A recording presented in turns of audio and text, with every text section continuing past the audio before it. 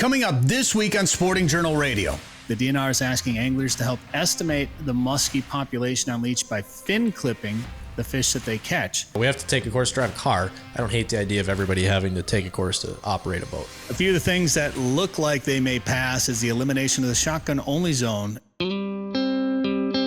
Broadcasting on the Sporting Journal Radio Network, wherever you get your podcasts or watch on YouTube. Fish on right now. Well, we're here at the 2024 Pheasant Fest and Quail Classic, presented by OnX. Know where you stand with OnX. And our guest now is Jeremy Smith. I fish, I hunt, and always will. It's just to look out for your everyday hunter, angler, and trapper that's out there. A Fish Hunt Forever production. This is Sporting Journal Radio.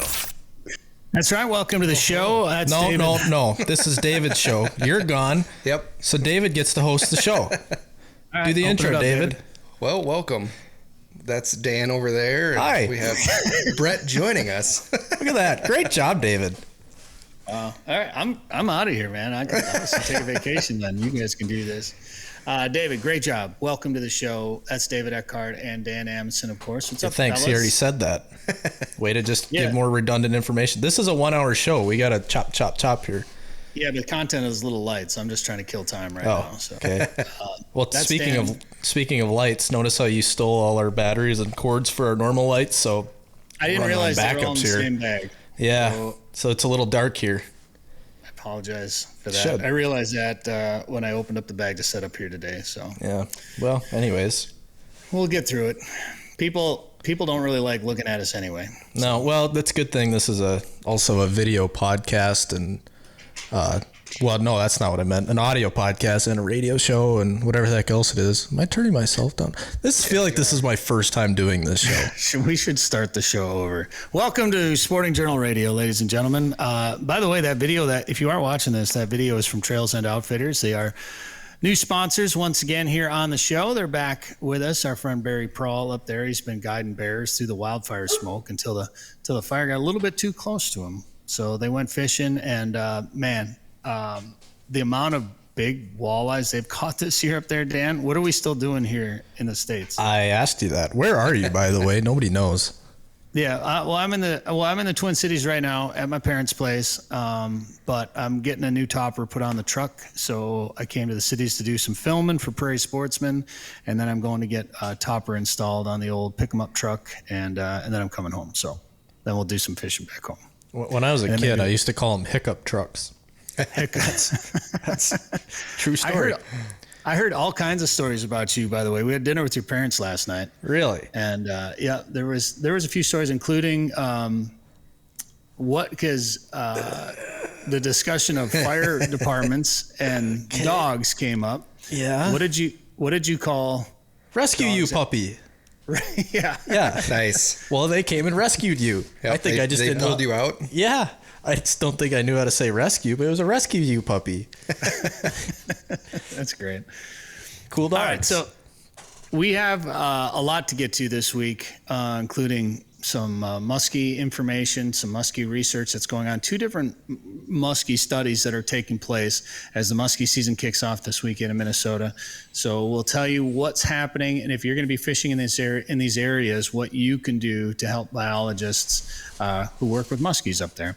We're also going to talk about the turkey harvest, which you guys, neither one of you guys turkey hunted in Minnesota this year, did you?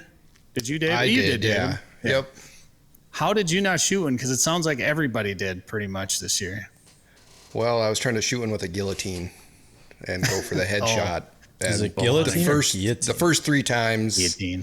Guillotine. No, David. The first 3 times I could have shot one with my regular arrows, but I was shooting a different bow that I sighted in for those headshot arrows, and yeah. So did you actually shoot at one? I did shoot at one, but that arrow flew nowhere near. All right, I was going to say, brother, this guy stinks. I say, hold that story. We'll talk more about turkeys a little bit later in the show and find out what you did wrong. South Dakota had a monster pheasant harvest this year as well too. So we're going to talk about that, and then this new legislation, and hopefully this doesn't all come out before this show comes out, but there's some pending legislation out there regarding crossbows, regarding shotgun shotgun only zones for deer hunting, and some other stuff as well too. So we'll kind of work through some of those things coming up later in the show. So we have many things to talk about. But first, who are the sponsors this week on the show, Dan? Lake of the Woods Tourism. Lake of the Woods is the walleye capital of the world. Plan a trip to Lake of the Woods at lakeofthewoodsmn.com. OnX Hunt. See private land boundaries, offline maps, and more. Take 20% off a new membership with the code SJR20. Haybell Heights Campground and Resort. Fish Devil's Lake this summer at Haybell Heights. Learn more at haybellheights.com. Tasman Lake Lodge. Catch world record lake trout and giant pike at Saskatchewan's Tasman Lake. Learn more at tasmanlake.com. Prairie Sportsman. The new season is over, but you can watch episodes anytime at the Prairie Sportsman YouTube channel or check your TV guide for air times. And Trails End Outfitters, trophy bear, walleye, and whitetails in Saskatchewan. Really cool place. Visit trailsendoutfitters.com to learn more. I should have really paused that video on not the spinning graphic, but the still graphic. My first day. Trying to figure out if I had bad internet here or what was going on. Nope, just there, a bad employee. I don't know, look kind of wicked there. Anyway, that's a really cool place, Trails End Outfitters with Barry Prawl up there. Find them at trailsendoutfitters.com. And I know you said that the Prairie Sportsman season is over, but for some people in their areas, it's just getting started. So what happens is we air all the shows on Pioneer PBS, and then they go out to all the other PBS stations around the region, including Wisconsin, Michigan, the Dakotas, Iowa, Wyoming, and then they air it after it airs. Or if you're in the Twin Cities, you can watch new episodes as well, or just go to the Prairie Sportsman YouTube channel. All right, fellas. All right. Do you know about some of this Musky study? Oh, we should get into headlines, Dan. Why don't you play that little sounder first? Headlines. We'll try to sound like a professional radio show and podcast. It really helps when you talk over the sounder. Yeah, you're welcome. I don't think that everyone else could hear you, but you did. Okay. Sounds good. Great. Just critiquing here. Dynamite drop in, Dan. Thanks. Just hadn't heard my voice in a while. Wanted to say something. On-air production meeting here, courtesy of Sporting Journal Radio.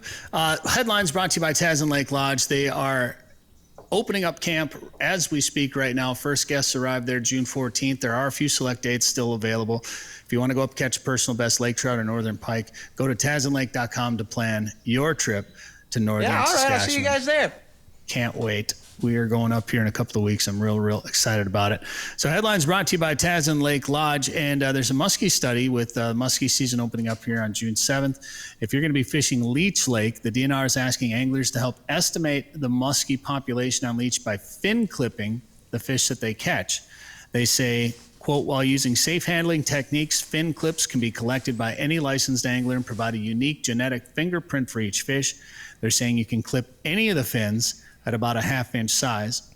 Now, I know most muskie anglers, you guys are probably very capable of doing this, but I was pretty surprised to hear the DNR saying, yeah, we want you to clip a fin when you're out there fishing. I love the fact that Bemidji State and the DNR are asking for input from anglers and help from anglers, because what's a better resource to get information than the people who are using the resource more than anybody? But it is, I wonder if there's like a video out there or something, an instructional video on how to do this properly. Because I don't know. I feel like you could screw it up. Maybe you really can't. I don't know. Stocked fish usually don't have a pectoral fin. They're always missing one. So maybe if the fin gets clipped too far, it won't really actually hurt these fish, or it'll grow back. I really don't know. I'm not an expert. The people who set this study up are usually experts. So I feel like I can trust them, and they're going to account for some error. But I don't know. I feel like it could lead to fish being held out of the water too long, or some injured muskies, especially a fish that people are really concerned about being fragile coming out of deep water, this and that. And it's like, hey, we're concerned about how you're using your electronics. So we want you to cut a part of the fish off to figure out if your electronics are the ones hurting the fish. I don't know. Mixed feelings about it. And what do you do? What do you do with it all day? You know, if you catch one in the morning, it goes in an envelope. Yeah, so they and I think baggie, or I think you're gonna put it in an envelope, and they want you to dry it out anyway. So having it sit in the boat's probably not too big of a deal. But you don't have to keep the fin alive, David. Well, no, but put it in the live well. Put it in your live well. Yeah, sure, the aerator's running. Blow off the dash when you're running. Yeah, that would suck. Oof. I have a couple of questions about it too, because fin clips are used pretty regularly by the DNR from biologists that know what they're doing out there. Some people don't. Some people question that method of clipping a fin and the survivability of that fish after you clip the fin. But yeah, I mean, Dan, we've caught fish. I caught that steelhead in Niagara that was missing a pectoral fin. Yeah, it was a stalker. Stocked fish usually don't have, that's kind of your sign of a stocked fish usually is they're missing one. You're missing the entire fin. And we've got lake trout, just wild lake trout up at Tasman even that have been missing some fins. So fish are tough. They're resilient. They find a way to make it work. And a small, from every biologist I've talked to, a small little piece out of a fin is not going to bother them too much. I'm just surprised that they're asking anglers to do it. Now, you and I both know, we all know musky anglers, and they're usually some of the better anglers that are out there that know how to handle fish. So, and it is nice that they are asking anglers to be a part of the study and be a part of the research. So, but the other question I have is, what if you catch a muskie that's already got a fin clipped? Does it say on the sheet? Yeah, I couldn't find anything, but if you look, they say you can clip pretty much any of the fins. So do you clip a second one, or do you just mark it down and say, hey, this is the length, this is a picture of it, and this fin was already clipped, but then do you mail that information in? I've sent in a couple of these questions to the DNR and I haven't heard back yet, but yeah, I almost wonder if there's going to be more info coming out about this. This was Acorn Hill Resort on Leech Lake posted that flyer. That's the only thing I've seen posted about any of this. I did see someone who I believe a biologist shared it, so maybe it is all the information they are going to send out. But I almost wonder if there's more info that's going to come out before the start of the season here this weekend that we just haven't gotten to see yet. I don't know though. It'd be nice for anglers who are listening to this to understand, because I guarantee you there's going to be anglers listening to this on their way to Leech Lake on Saturday morning and all of a sudden might be a little confused. Yeah. Well, and I'm guessing those are some of because they were going to put flyers up at boat accesses, right? I mean, you think that's one that's going to be at an access? Probably. So, okay, well, let me also throw this out here. It's the first weekend of the season, so maybe we don't have to worry about it quite yet. Maybe there is more information coming. We just don't have to worry about it yet, because the odds of the same muskie getting caught twice in one weekend, not good. So probably don't have to worry about it at least for a week or two. Right. Unless it's underbite. Yeah, that's right. And the other thing is what if somebody, doesn't notice that a fin is clipped already, or if a muskie had part of a fin clipped off by another fish or by, whatever genetics. And there's going to be some plus or minuses, I'm sure, in this research, but that's one of the no fin muskies swimming around Leech Lake in 5 years. The DNR then asks you to record the date, the length, and the general location of the catch with open water or structure noted. So if you caught it out over open water, if you caught it shallow next to a rock or a log or something, or a drop off, let them know. Then you drive in an envelope.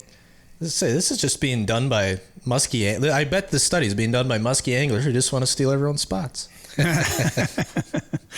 Then there's a number of drop box locations around the lake at different resorts. So I'm guessing, do we have that? We should share that image on our website, maybe, Dan, or something like that. We'll put it up at sportingjournalradio.com. We're going to take a quick break, but we have another muskie study around the Alexandria area that Fish Donkey is involved in. This is kind of a neat study, and we were talking off the air of maybe one method is better than the other. It's hard to say, but we'll tell you about that one when we come back. Hunting season will be here before you know it, and it's time to get ready for your next adventure with the onX Hunt app. Whether you're traveling in search of roosters, elk, waterfowl, or looking to score on a whitetail close to home, onX Hunt can help you be more successful this season. Route, plan, and navigate with private and public land boundaries, recent imagery, offline maps, and Minnesota-specific hunt layers. Download the Hunt app on the App Store or Google Play and join the millions of hunters that trust onX Hunt. We're back. We're talking muskie research in Minnesota right now. Before the break, we brought up the Leech Lake study where they're asking anglers to clip a fin and send some information in to the DNR through Dropbox locations. Well, another study is going to be taking place around the Alexandria area, and this was on the Muskie Mayhem Tackle Facebook page that they shared, and they're trying to gather some data to give to the Glenwood Area Fisheries Office. Now, to be fair, I'm not sure if this is actually a DNR study or if they're just trying to help the DNR. That's one thing I'm trying to figure out. But what this one is doing is if you fish Oscar, lobster, or Miltona in Douglas County, that you enter the tournament on Fish Donkey. It's not officially a tournament, although they are giving away some prizes. It'll cost you $5.01, and that's basically just the Fish Donkey fee. And so you 1 can get cent. into the app. And Someone's 1 cent. collecting that 1 cent, making a big buck off musky anglers here. And they're using pit tag readers. So they're encouraging any musky anglers that are going to be fishing those lakes to get a pit tag reader. Now, when I Googled pit tag readers, all the results that came up for me started at like $225. But if you notice in that information right there that we're showing on the screen, it says that Fish Donkey has a link in the app. So I went into the app, went into the tournament, clicked the link, and found one there for $35. So for $35, you can put a pit tag reader in your boat, and then they're asking you for every muskie that you see, even the floating ones, they're saying, measure them, see if there's a tag on them, which would be on the back. They've got a location diagram where you can look for that pit tag, read it, and then enter all that information in the Fish Donkey app, which honestly is kind of brilliant because that's going to allow pictures of the length, the pit tag information. You put in you can put in the location where you catch it. All the data that they need will go into the Fish Donkey app. And then I was talking to Darren about it, and he said, Carrie and Brad Hoopy from Musky Mayhem and Jeff Schulte from Musky Bumper are the directors of this tournament through Fish Donkey, and they're asking for the size, the lake, and then the date and time, plus the pit tag info. And then that info will go from the Fish Donkey app to the DNR, which I think is kind of a brilliant idea, guys. Yeah, which, by the way, quick shout out to Musky Bumper. Super nice bump boards. They sent one up for us for the SJR 500. We didn't catch a sturgeon to measure one on, but really, really nice bump board. And we showed it to people, got a lot of compliments on them. My dad used one during the tournament. They measured some sturgeon on them. Really, really happy with them. So nice bump board, and thanks for setting that up. But that's a really great idea, honestly. And I learned of 3 new lakes that have muskies that aren't too far away. So thanks, guys.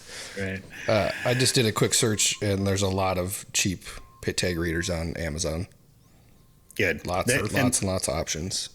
And if you're curious, because I didn't know what the heck to look for a pit tag reader when I did, on that sheet that Dan showed up there on the screen, it says what to look for, what you need that pit tag reader to be able to read. And it's something like duplex something or other. I can't remember what it is now, but if you go into the Fish Donkey app, you'll find a link to them.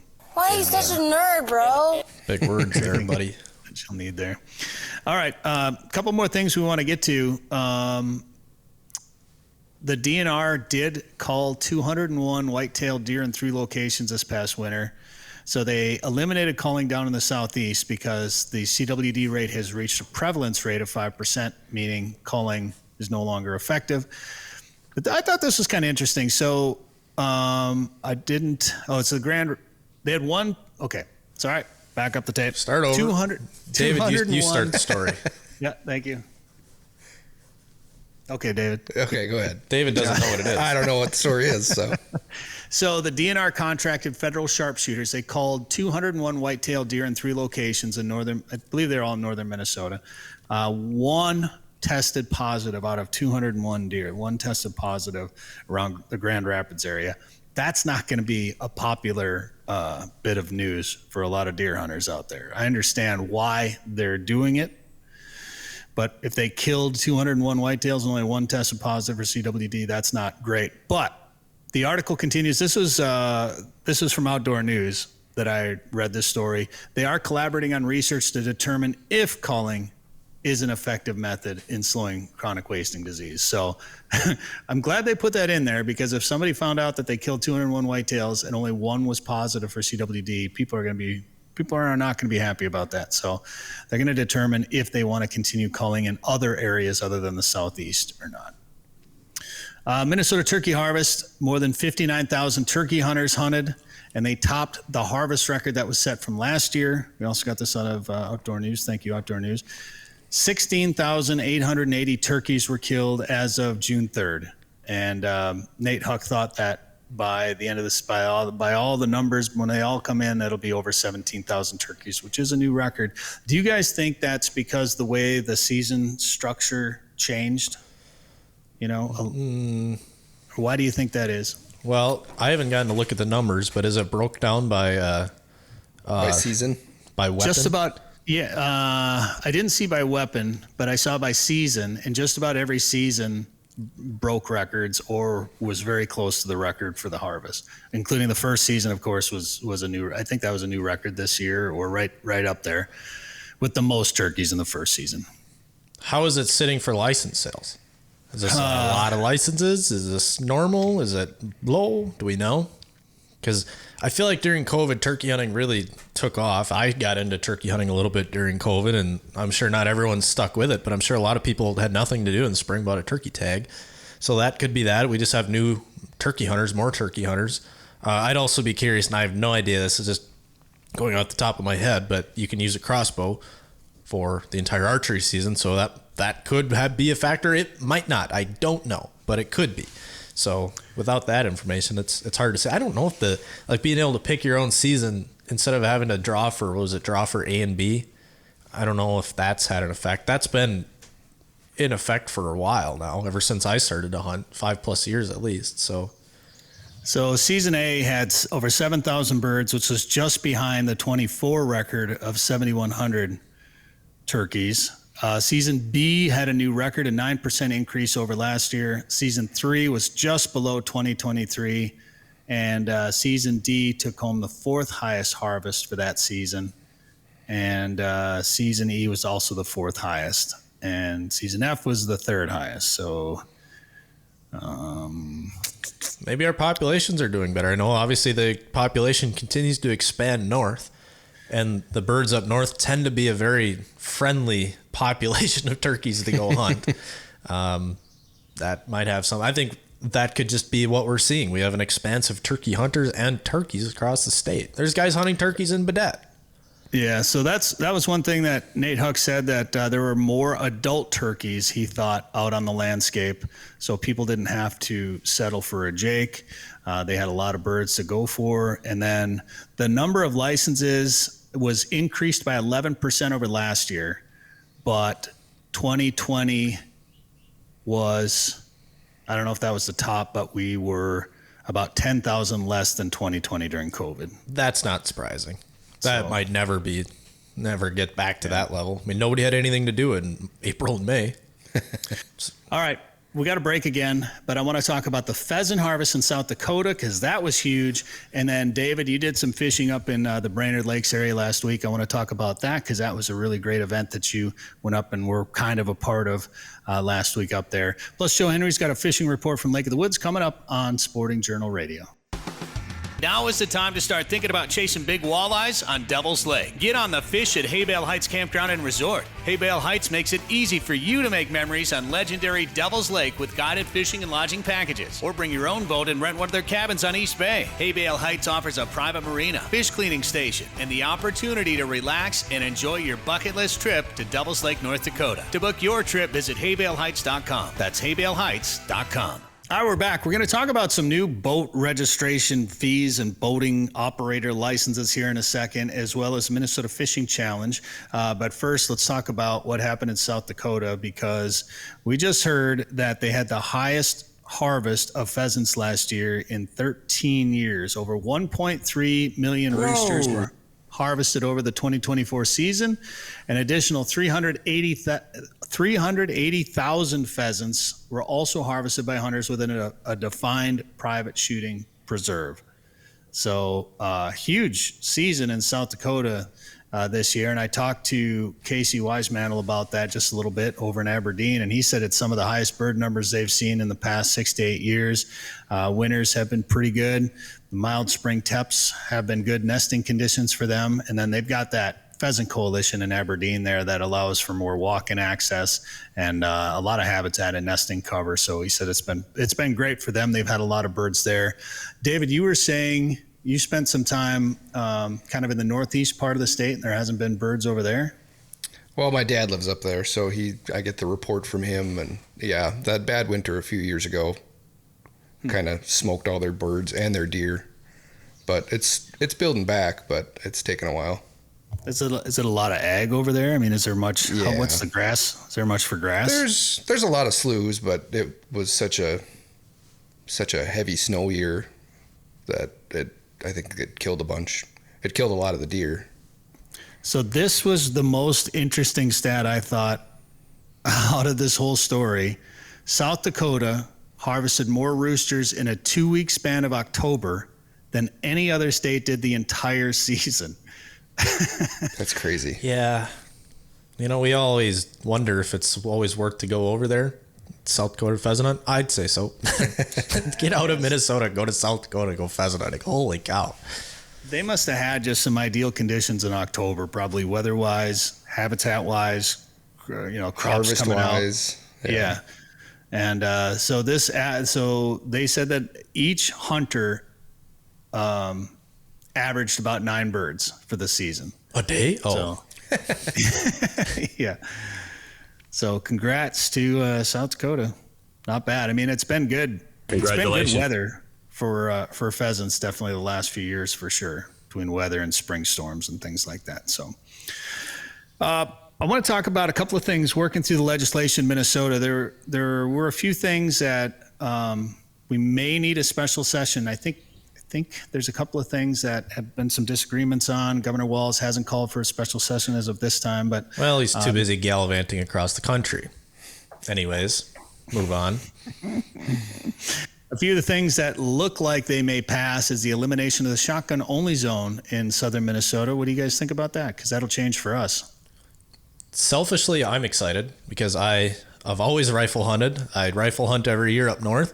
And this allows me, normally I'm just up there for a weekend, so this allows me to come back home and hunt with my rifle, which I shoot at 30-30. So it's not like I'm going to be out shooting 1,000 yards across David's cornfield. I'm going to be shooting 100 yards, 150 yards maybe. So it's, I don't know, it just allows me to hunt with my favorite gun to hunt with. So I'm excited about that. I really don't think we're going to see a giant jump in deer numbers. Maybe we will. I don't think we're going to see more people get shot. I sure hope not.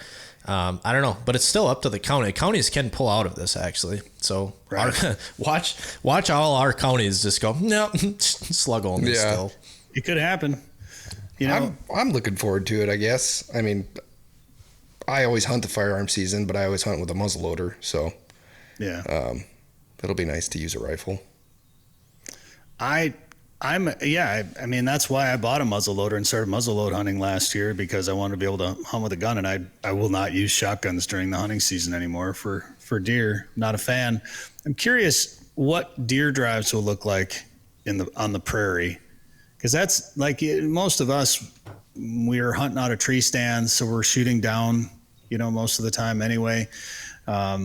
But for when you're, you see some of those guys where it's like 15 guys pushing a slough and there's guns going off at running deer in every direction. It's like the Wild West out there. I could see that, that maybe that culture's been changing a little bit over the years anyway, but it's still there that last weekend of the gun season. Everybody's going out to push sloughs that they haven't touched.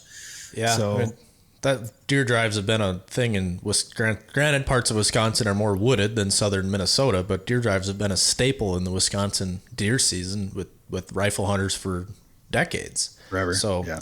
Really at the end of the day, it's going to come down to people going back to the basic principles of hunter and gun safety. Know where you're shooting, know what your backdrop is, know where your barrel is. Don't shoot at other people. If the deer's in between you and a poster, you're not shooting. If a deer's in between you and the highway, you're not shooting. Things like that. So I think people are so worried, and people have very little faith in humanity apparently these days, and maybe rightfully so, maybe not. But it's just going to come down to hunter safety. I think they should just use crossbows if you're going to do deer drives. Crossbow only. Crossbow only deer drives. I think just all year round, crossbow only from Jan 1 to December 31. Sounds like they're going to extend crossbow use in the archery season for the full season once again this year. Environment Natural Resources Trust Fund most likely will get fully funded and passed the way it has. It's kind of been, there's been a little bit of a sticking point in there, but for the most part, it's just kind of a byproduct of all these other disagreements that the legislators are happening.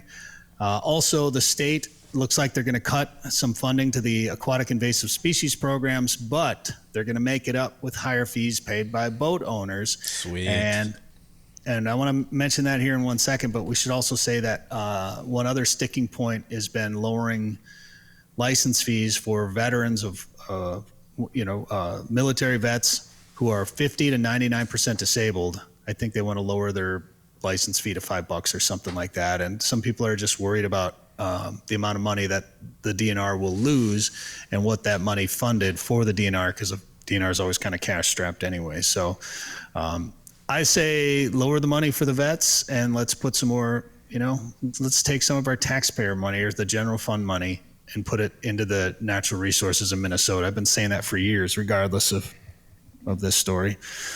But boat licenses, boat operator licenses. Oh, I should mention the shotgun only zone. If that does pass, it'll be for next year, not for this fall. What? That is when, I didn't know that. Asking about Yeah, that. I didn't know that either. Oh no, I'm sad. Yeah, that'll be for Dang next year. it. Unreal. So Dan, you had to take a boat operator license test quite a while ago now. Well, I didn't have to. I chose to because. What did you? Well, I was young and dumb and thought jet skis were still cool. And there was one that wherever we were at the 4th of July, there was usually one I could rip around on, but I wasn't old enough unless I had the course. So I said, you know what? Dang it. This year I'm driving the jet ski. So I sat down for a day and whipped the course out. At like 12 years old, I was able to do it in a day. So this is a new thing that everyone's going to have to do it. Well, not everyone, but what is it? Like if you're born after 1987 or something, you're never going to have to do it. But honestly, everybody should.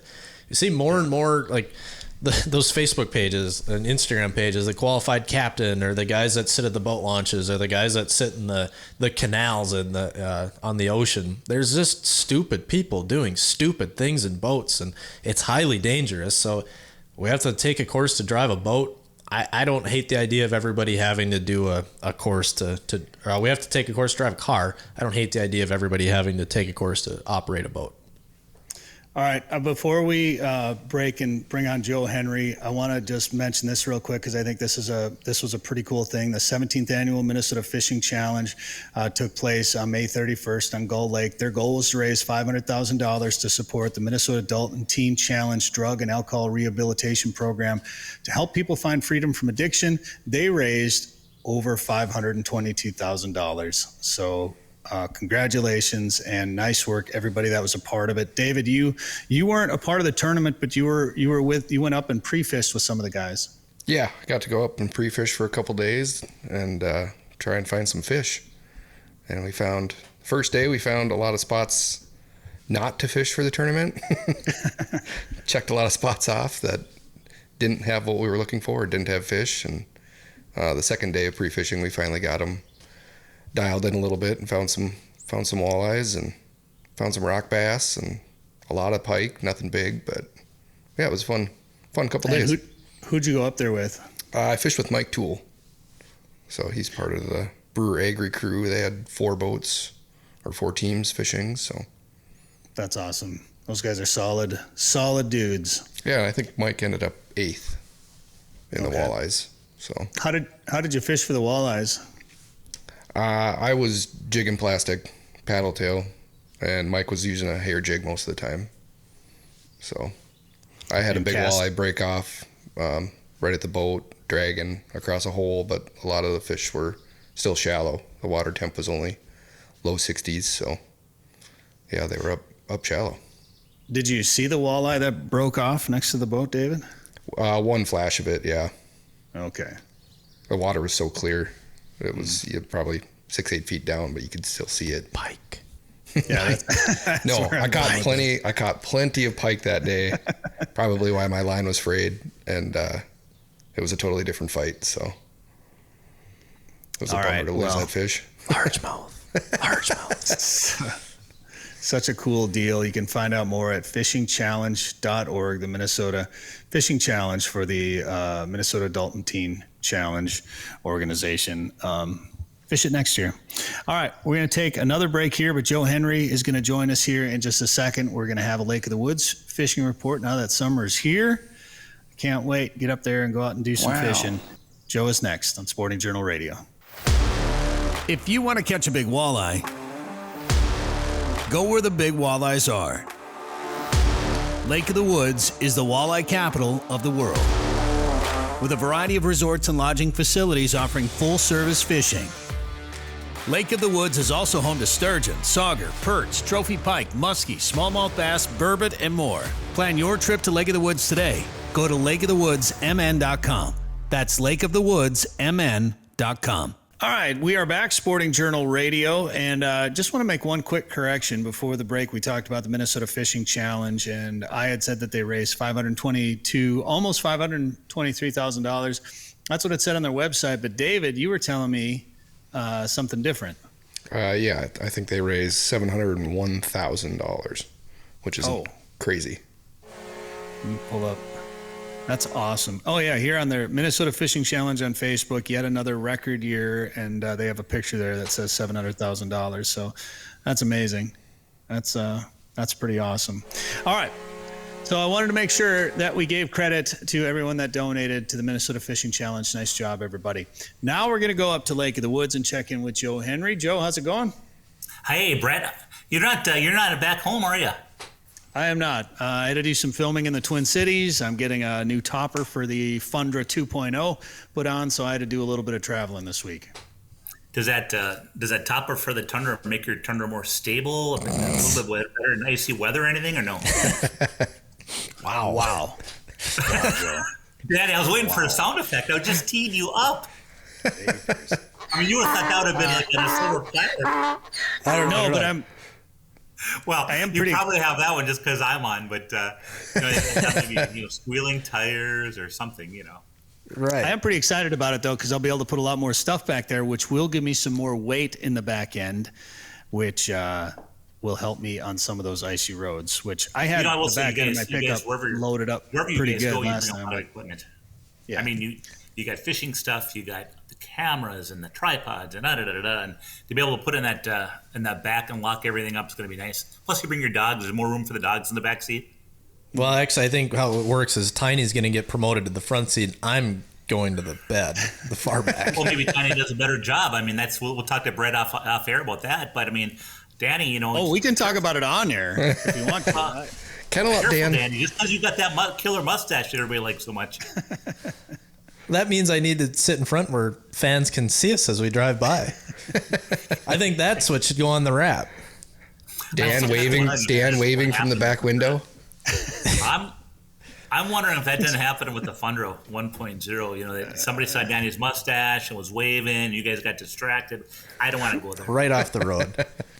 Well, Brett just didn't want me talking to him anymore. It's just hard left. It's over. You're done, Dan. This drive is over. People like you more than me? Nope. and I'll tell you what, out of fairness, the night the Fundra 1.0 saw its demise by going into the median cable in the middle. Number one, there was tons and tons and tons of cars that went in the ditch. That was a terribly poor travel night. And then secondly, I'd always heard that, those cables save you. But boy, when your vehicle hits that cable, it shreds the heck out of it.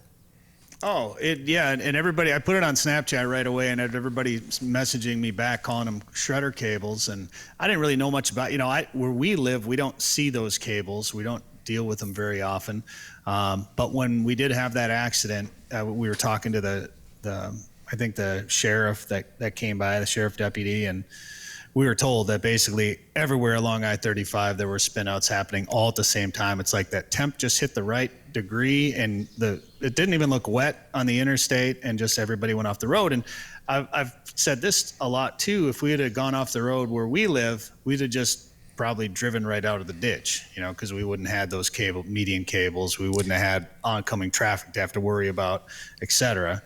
So those median cables saved us from going across and potentially going into oncoming traffic. So that was huge. They did exactly what they were meant to do. But that's what they're for. They destroy your vehicle. So they're actually in more places out here than you think once you start looking for them. They're there, but I've always heard that, not to get too off track, but I've always heard how many lives they've saved since they've installed them, and that's why they're installing them all over the state of Minnesota. Yeah, they're very effective. They just destroy your car and your vehicle. So that's replaceable. Should we talk about Tundra and cables, or we should talk about Lake of the Woods walleyes? I'm just saying. I think we should keep talking about trucks. Fishing's good at Lake of the Woods. I want to hear about walleyes. Me too. I'll say this. I'll leave. Here's how the conversation's been going recently. It's like, somebody's going up to shoot a TV show because the bite is just so good on Lake of the Woods right now. Like, you can't keep the walleyes off the hook. Talked to another resorter. He went across the lake and fished in an area he hadn't fished all year, and he got, all of his fish, 5 limits of fish. He had 5 people on board, and I said, "How was he?" He goes, we were done by like 1 o'clock.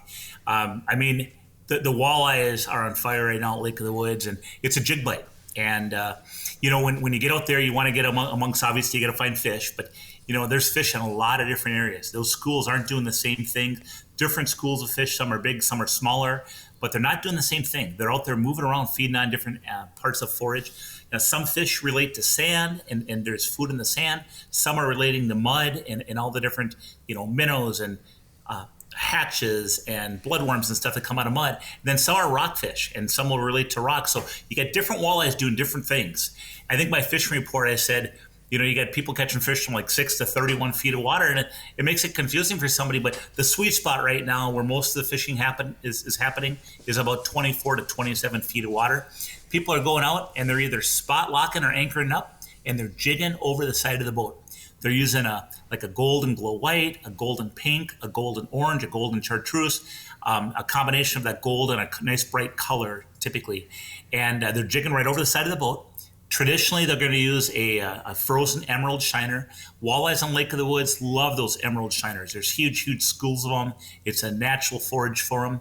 And when you put that emerald shiner on your jig, little trick, Lake of the Woods is stained water, so you can get away with some things.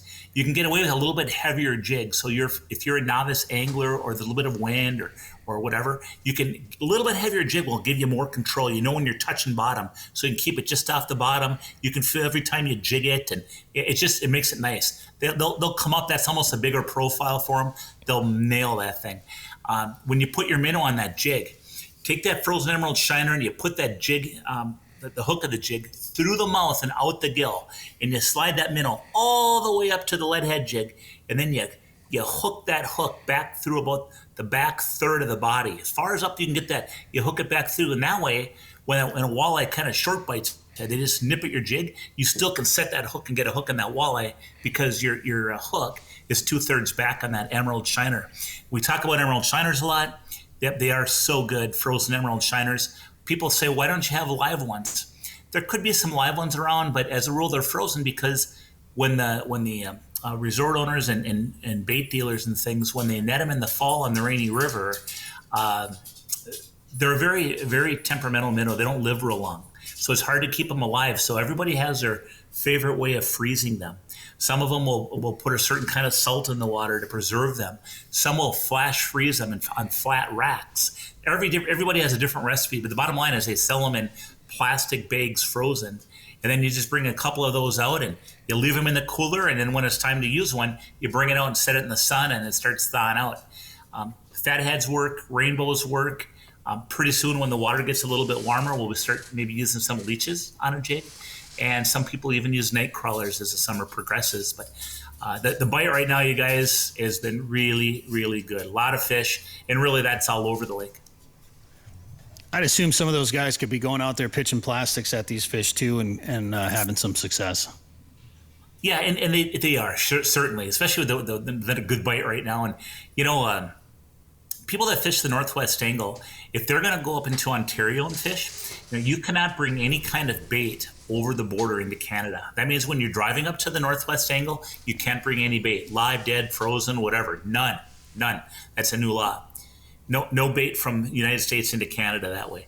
Now, if you're staying at the Northwest Angle and you're going to fish into Ontario waters, if you're fishing Minnesota waters up at the Northwest Angle, you can buy bait at the resorts up there. If you're going into Canada, of course, you can't bring any bait over. So what you can do, if you want live bait, is you can go over to the Windfall Fishing Company, and it's just over by Sunset Lodge over in that neck of the woods. And you can go over and buy bait from those guys. They sell bait each morning to people coming over and such. And then The other option is just to use plastics. You know, you guys, with the good plastics we have, I mean, between Berkeley having good plastics, all sizes, colors, scents, you know, eye candy from Northland. Rapala's got that Crush City now with some really good plastics. And there's more than that. I mean, Z-Man, and I could go on and on. But there's so many good plastics out there right now that a lot of people will use plastics on their jig and do just fine. That's the way I like to do it. I mean, don't get me wrong. Even when they get real finicky, minnow is nice to kind of have in the boat, and especially up there at Lake of the Woods, that emerald shiner has been the go-to for so long.